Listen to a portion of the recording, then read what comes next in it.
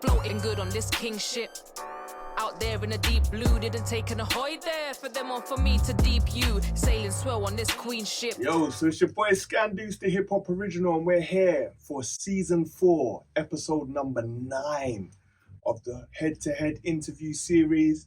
And I'm joined by a phenomenal young artist, a poet, a songstress, like literally a brilliant mind. And it is definitely an honor to finally get a chance to sit down and, chop it up with you. Yeah. So without further ado, I'd like to introduce the one and only Poetikah. How you doing? Not bad. Yeah? How are you doing? I'm all right, Yeah. Give thanks. Give thanks Give every day, thanks. Yeah. So with these interviews, I guess, for our viewers, we just really want to get to know you a bit more and understand like some of the great work you've been doing. Mm-hmm. So the first question we always ask, Poetikah, Yes. how did you find your way into music? Where did it begin for you? Oh, childhood. I think I've only realised this recently, like within the last year, Right.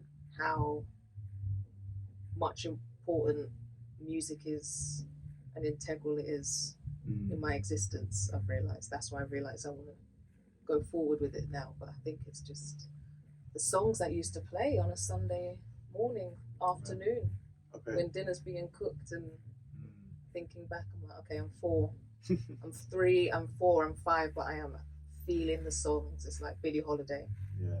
Curtis Mayfield, Al Green, Right. Marvin Gaye, and then it started going into the Jamaicanness. So and I've got older siblings, so I've just absorbed, really. So yeah. Right. And at what point did it become more than just, hearing the music and wanting to, create, and like your relationship with words? How did that begin? The words sort of happened on its own, a bit more independently than that. But I started writing at the end of secondary school, sort of going into sixth form. My tutor in sixth form was the music teacher. Right. I was in the music room. Yeah. Very honoured for being around. You had the music tech room, so studio booth. Okay. And then next door you had the piano and the instruments where music lessons would take place. Right. And I think sort of being around people in college making music, and then I just started carrying on writing, but it started from sending nice text messages to people.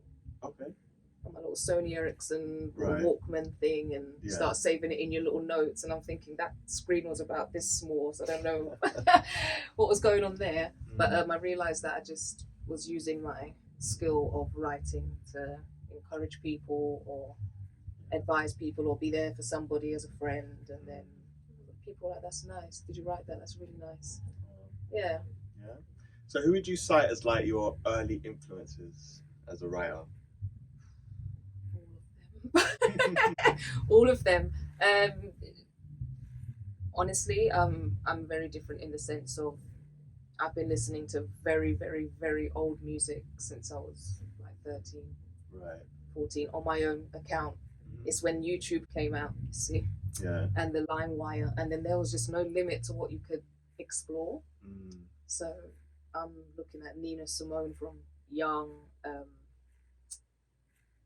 obviously Lauryn Hill. When I first discovered the MTV Unplugged album, my brother showed that to me. I was just like, what's happening? Yeah. I was like, this is like a verbal Bible. It's like a guidebook in life. Right. I could just listen to that and be okay. So Lauryn Hill always. I've always loved Tupac and just rap. I've always just loved rap. Yeah. I've loved rap. I used to wake up in the morning, just listen to Tupac just to get my brain functioning. So was there any particular like Tupac songs or that really resonated with you? I love Gangsta's Paradise, Yeah. That's bad. Just a great deal of them. Some of them it does get a bit dark. So I think everyone who knows Pac gets that. So you sort of try to, I think, not remember certain things about the tracks. Right. But probably most of the commercial ones. And then there's a few of the exclusives I've got my ears on. Right. So who would you say were like your early influences, like in the UK? UK. Mm. Akala. Mm. Yeah, Loki, Logic, Black the Ripper. Right. I used to listen to them, like really be in there. I'm talking about Yeah. go to the gigs and, you know, Right. I was into the music. But before that, I think I've just listened to such an array of music. I don't think I had my preferred or narrowed like choice of a UK artist. So yeah, it was just a bit more Right. whatever fit into like hip hop. Right. Hip hop, do you know what I mean? So wherever. Okay. UK, US. Yeah. Okay. So at what stage would you say it got to a point where, you know what, you're watching these artists, you're being inspired, and you're looking at yourself and you're like, you know what, actually, I could do this myself? Yeah. At what point did that happen? I think I nurtured it a bit more when I got to uni, and I was writing a bit more and like going to gigs, and then you're putting yourself in music spaces and having creative conversations and whatnot. So I think around uni, the writing was expanding and whatnot. So I think I've sort of found my flavor then. Okay. Yeah. All right. So what is the origin of the name Poetikah? Where did it come from? Was it the first name you came up with? It took a little while. Okay. It took a little while. It's a mix of the ka is sort of from J Electronica. Oh, okay. And that vibe. I love that sound. Yeah. Phonica, electronica. It's just it just resonated with me. Okay. Always an H on the end. Okay. Bit of a language thing there. Right. And just being poetic, and then something to do with the K, the letter K, instead of using a C. Okay. Or a Q or something like that. But yeah. You know, me and my Tupac obsessions. You know, like Illuminati, and I'm just thinking, why do they use K? And I was like, I prefer the K. Prefer the K. Yeah. And things just started sort of rolling into this sort of this shape of a word, and I was like, oh, it's one word, and I was like, I could stick there. Yeah, it just felt right. Yeah. Okay. So at what point, like, tell me about your first time performing on stage and at open mics and that.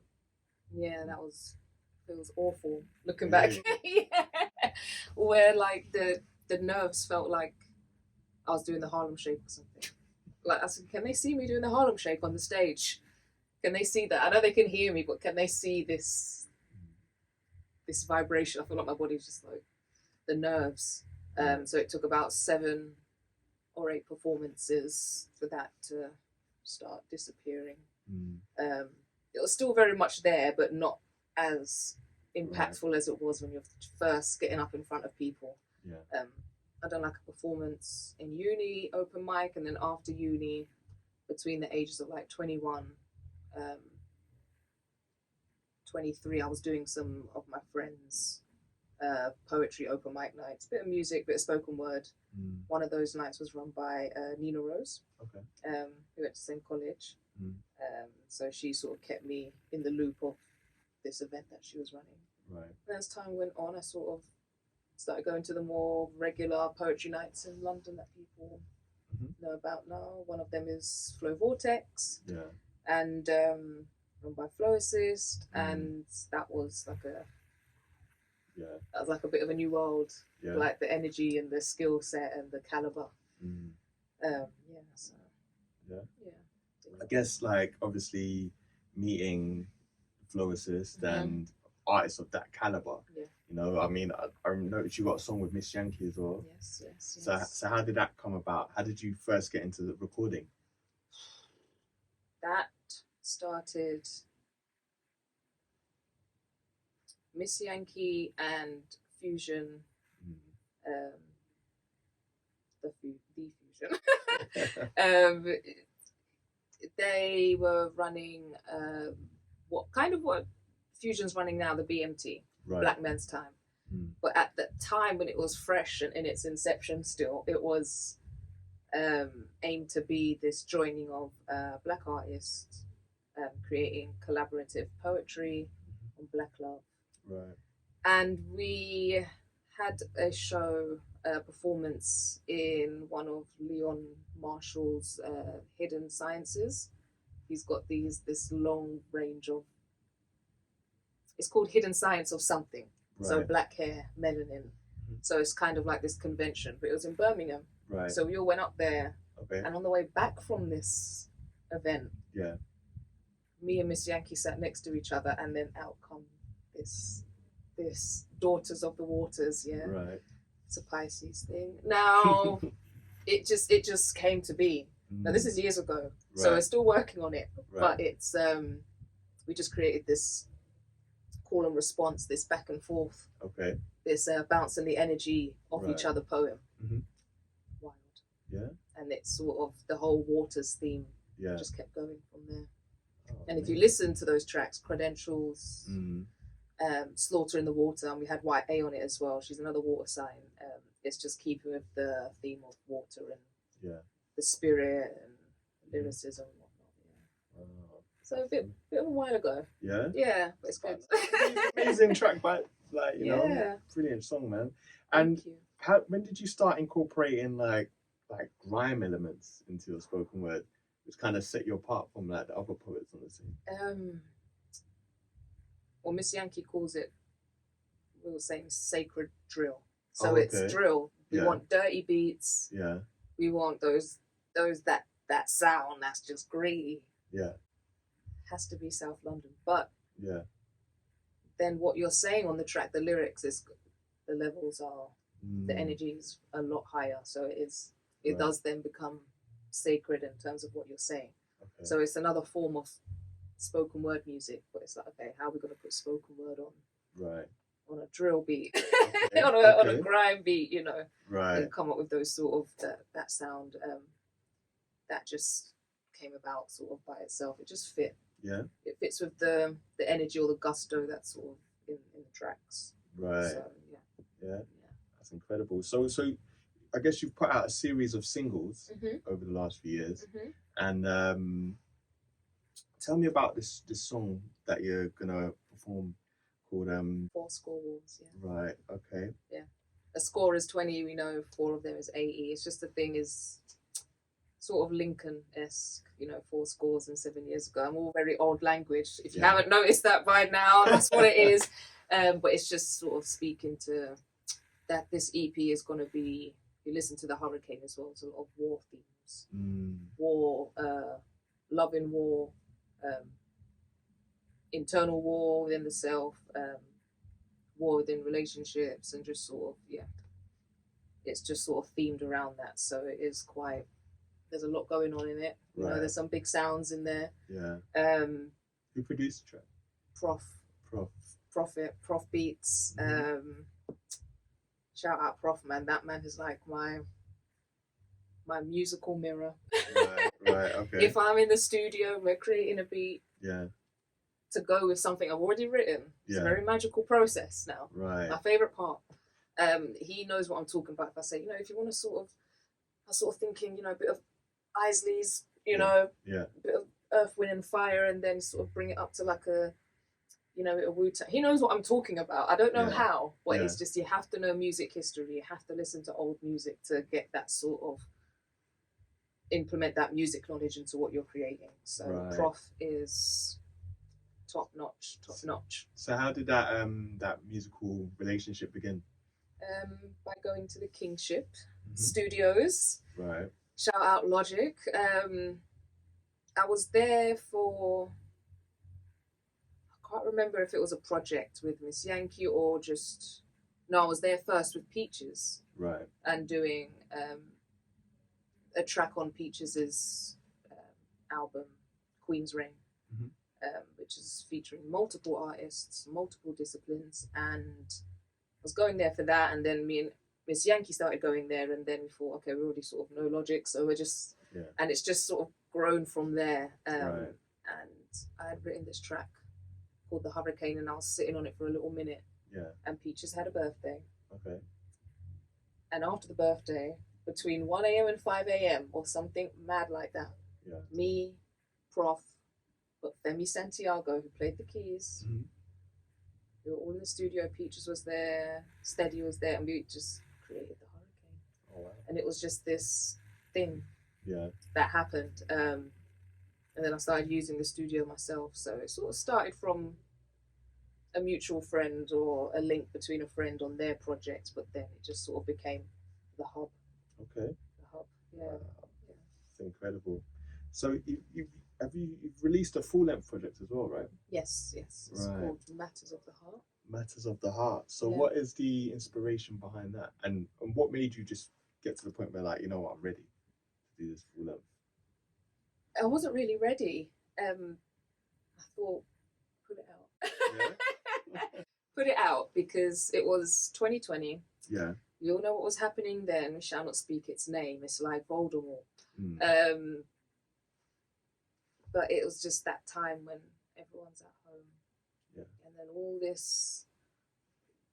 I'm just writing really deep, long, like, poetry pieces, and they kind of became like memos, and I'm writing, and then I start like messing around with this app called BandLab.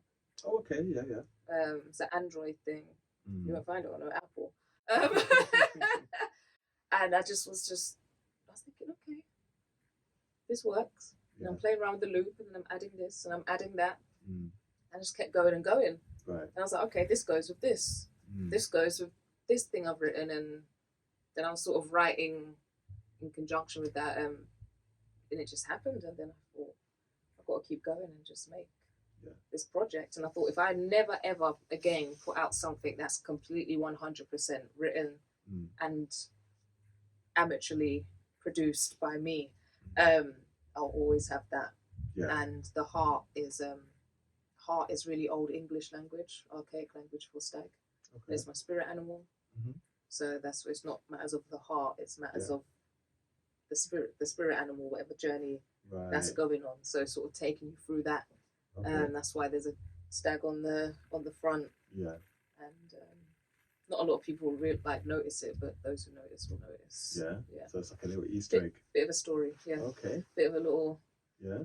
Lots of things to unpick in there. Wicked. Yeah.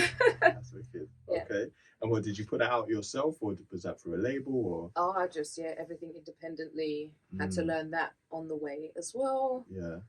How to put out an EP. Right. In this day and age, independently. So had to sign up to PRS. Had to sign up to DistroKid. Had to use my graphic design skills, which I'm always on Canva, always doing something. Right. So I'm always designing like the album cover or this or that. So I thought, just keep with the theme. And then I thought, I need to go to the studio. I was like, I've got these creations. Make them sound phonically okay for the ear. Right. And then I done the poetry over it, the spoken word, and then created this thing. Yeah. Because you've also got some like brilliant videos that are out as well. Yeah. Right. So I noticed you've got an eye for like a vision, which I think like your videos have been really consistently, really well put together. So tell me about that process, and because a lot of artists are kind of shy away from making videos these days. First of all, thank you for noticing that I have some decent visuals, because they took some time and some energy. But shout out to Fury WD, who is a brilliant filmmaker,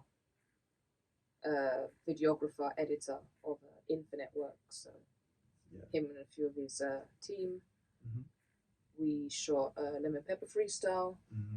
We done the Hurricane. We done Fourscore Wars. So Fury's Infinite Works has been behind the bulk of the visuals. Yeah. And then Rage and Rhapsody was done by Tunnel Vision. Okay. Yeah. So Jar Jar was like, I like that one. I like that one. Right. Let's get something going. I was like, okay, sure. Let's do something with it, because it was just on its own. So I do pride myself a bit on the quality of them, because I thought if anything happens, there's some little handful of visuals there. Yeah. Also, Infinite Works done the credentials video Mhm. with me, Miss Yankee, and YA. So Oh, wow. yeah, the quality, I thought, keep it consistent. Then at least you Yeah. can see a consistent style. Mhm. But that's all there Wow. on the YouTube at Poetikah. At Poetikah. At Poetikah. Wow. And I mean, I can already see the potential of like greater things to come. Would you ever go down the acting path? Yeah, I mean, well, there's some theatre, some light theatrical background, I guess. I wouldn't mind acting. I'll be a really great actor because my ability to remember Yeah. lines Yeah. from scripts is a little bit scary. Okay. But, you know, more maybe the script writing itself. Right. Or chunks of scripts. Okay. Like writing the world's greatest soliloquy or dialogue and then just like selling it to a movie. Okay. Yeah. Wow. And then movie composing maybe. Amazing. Score composing. So you're also part of this incredible piece that Apex Zero put out. So tell me about that process and what it was like for you to be a part of that. The production. Yeah. Drama Warrior Storyteller. Warrior Storyteller. Drama Warrior Storyteller. That was a year ago now already. And that was an immersive theatre. So the audience are there with us. Yeah. The stage is moving around. Right. The energy is moving around. The story is moving along in time, you know. Apex is, it's really his album release. Yeah. But he's integrated it into this element. So well done for him. I know it's sort of been a long time coming at the time as well. Yeah. Just getting everything together, the right people. And so me and another poet, an artist, singer, Guy Kelton Jones, we were selected to be the spoken word artists, the griots, the sort of these ethereal poetic beings that just sort of show up and tell the story. Right. Like at different intervals in the production, but it was you kind of had to just see it. I wish I was seeing it. Right. We were running around backstage, you know what I mean? But it was the energy was high. Yeah. The energy was high because we had live drumming. We had a Yoruba high priestess open up and call to the ancestors. Wow. The dancers did a lot in terms of narrating the story. And then just hearing Apex up there just spitting like these tracks that are about to be released, and there's art and visuals as well. So it did a lot. Yeah. It told many stories in one. Right. Yeah, really so good. How would you say a production like that has influenced your music going forward? Realizing that it can take many shapes in one instance almost. Right. Where it's like it's music, but then it's live, but then it's visual. You can almost smell it. You can hear it. Things are going on up there. So it's kind of a way of expanding one song or expanding an album or an EP into something that can, you know, you want more when you listen to an album. But then that's the more, because it's not just an audible more, it's an everything more. All right. Yeah. So there's a bit of this, you know, just working the senses is good. Pretty cool. Yeah. Right. He was also featured on this track called like 9 Senseis by like UK hip hop legend Tommy Evans. Yes. With some incredible MCs. Yeah. I mean, what was that like to be in that class or level of lyricism on such a classic track? Well, there were 2 more poets that I do know personally. So T Star Nay and Woodsy. Right. So I was glad to know that they were on there. Yeah. But everyone just would have gone in and done their thing at one time. Right. In their own session, in a way. So it would be so amazing if we were all there at the same time. But listening back, I'm like, well, okay. Okay. It's a long one, but it makes sense. Right. It makes sense because I heard the original as well.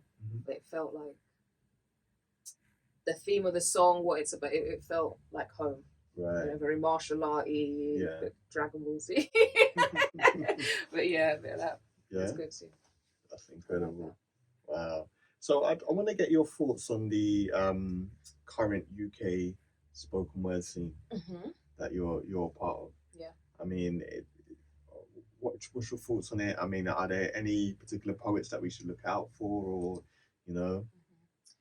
I don't know all of the what could be considered new people. Right. Meaning, Okay. anyone that might be below a certain age, or people that have come about in like the last year, maybe might not know them, might not have seen them perform. Right. But of the people that I do know, there's a nice handful of people to most definitely look out for. But well, there's always me. There's always Miss Yankee. Right. There's always YA. There's always Solomon the Wizard. Nate the Lyricist, Guy Kelton Jones, Woodsy, Chloe Carter. Right. Big Scoop, but Big Scoop is battle rap and that he is a bit multifaceted as well. But yeah, he's punch for punch really, that one. RVJ Speaks. Okay. And there's so many more. Yeah. But it's some hard hitters. Right. Some hard hitters out there. Yeah, definitely have a look. Wow. So in terms of your musical output, what would you say is next for you? Well, I'm learning piano. So I've decided to be a composer. Oh wow. So okay. I might be a bit of a Ryan Leslie Prince person who just learns as many instruments as they can throughout their life, realizing that as long as I have strength and health, I can music can just go and go and go for you. But I think after the piano, once I'm proficient, I'll pick up the bass. Okay. Yeah, pick up the bass and then the drums. Wow. Yeah, but the idea of the bass is really nice for me right now. You've got to have like big fingers for the bass, and I mean, very small hands.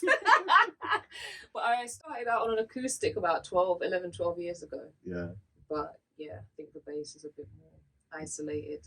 Okay. Are you going to be busting out the like dance routines like Prince as well, or? No. Maybe the purple. Yeah. Maybe the platforms. Ooh. Okay. Maybe the jewelry. But not. But the dancing. Yeah. He was doing some acrobatics. Oh yeah. I was like, did he just do a flip? He was legendary. Did I just turn and he did a flip? Yeah. Oh, amazing. Man. so this might be, and this is how we usually close, but this might be a bit premature, but I'll ask you anyway. Yeah. What would you say is the Poetikah legacy, or what would you like it to be? Neo-classical hip-hop. Okay. Amazingness. Yeah. And the greatest show on earth. I'm going to keep saying it until it happens. Right. I think it might take 10 years or so. Right. When I'm a composer. Yeah. Whenever that happens. But when it does happen, I'm going to create a majority Black British neoclassical renaissance. Can't hide it anymore. Yeah? Can't hide it anymore. You got to manifest. I see more like young Black British pianists on TikTok or wherever popping up than kind of anything now. Right. And I'm like, okay, that needs to all be in one place at one time. Okay. Creating greatness. So all the Kareem Kamars and Camden Musics and Yusef Daisies and in America Anissa Strings, and all the Femi Santiagos and classical musicians. We've got to try and I want to change that. Right. Merge the genres and create this thing. Yeah. Yeah, so neoclassical hip hop. Wow. Yeah. Incredible. Yeah. Man, before I close, let me ask you a bonus question. Oh. Right. So you did mention the dreaded TikTok. Right. But I mean, like as a modern day artist, how do you manage to just stay on top of all this social media whilst finding time to be creative? I don't. I don't. I only mentioned TikTok because it's the first thing that popped into my head, but really I watch all that stuff on Instagram. I'm really bad at the moment with even stepping out into anything else, where I'm like, Instagram's already like an inundation of just data, and we're losing faculties. But I do need to be better with actually putting out more videos and visuals and being more consistent with it. But yeah, I guess it's more work-life creation balance that can help with that. Yeah. Wow. And learn digital marketing. It's very important in 2023, 2024. Yeah. That as well. Amazing, man. So speaking of digital, how is for our viewers, what's the best way for people to get in touch with you? They want to check out your material, and you mentioned the YouTube channel earlier. Yeah. What other avenues and platforms can they reach you? My music and spoken word music is on all available and major platforms to stream. You can purchase some albums or part of the album on Amazon Music, Bandcamp, YouTube. It's just Poetikah. Instagram is Poetikah. And Poetikah.com is live. Yeah. www.poetikah.com. But I'm working on making that even more amazing. Yeah. Focusing on merch and some blog writing, because I'm very much a writer as well. Awesome. Yeah. Man. Poetikah everything. And the book's coming soon. The book's coming, some branding, some merch. Yeah. Something you can wear. Yeah. Something you can read. Amazing. More you can listen to. The EP is still sort of forthcoming, but Yeah. I don't want to rush it this time. Okay. Yeah, no rush. Cool. Amazing. Thank you. Poetikah, thank you so much for kicking it with the Connoisseurs of Hip Hop. It's been amazing. SKANDOUZ. Let's get a little right hand and a left hand. Wow. Kaboot it. Floating good on this king ship. Out there in the deep blue, didn't take an ahoy there for them or for me to deep you. Sailing swell on this queen ship.